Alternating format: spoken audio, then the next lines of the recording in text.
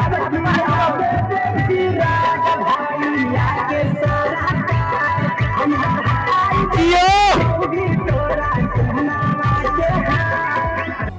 है, नमस्कार दोस्तों, कैसे हैं आप लोग। आशा करता हूँ आप लोग ठीक होंगे। भोजपुरी गायक कुंदन पासवान जी का एक सॉन्ग पे बहुत ही ब्लास्ट का नाच प्रोग्राम हुआ है, बताएंगे आपको इस वीडियो में। लेकिन आप मेरे चैनल पर नए हैं और कुंदन पासवान जी को चाहने वाले फैंस हैं तो इस वीडियो को दिल से लाइक करके चैनल को सब्सक्राइब जरूर करें। और बिना समय लेते हुए इस वीडियो को स्टार्ट करते हैं। और आप लोग को बता दूं कि भोजपुरी गायक कुंदन पासवान जी का एक सॉन्ग आया था जिस सॉन्ग का टाइटल है आवे दे चिराग भैया के सरकार किनबो सोनवा के हार।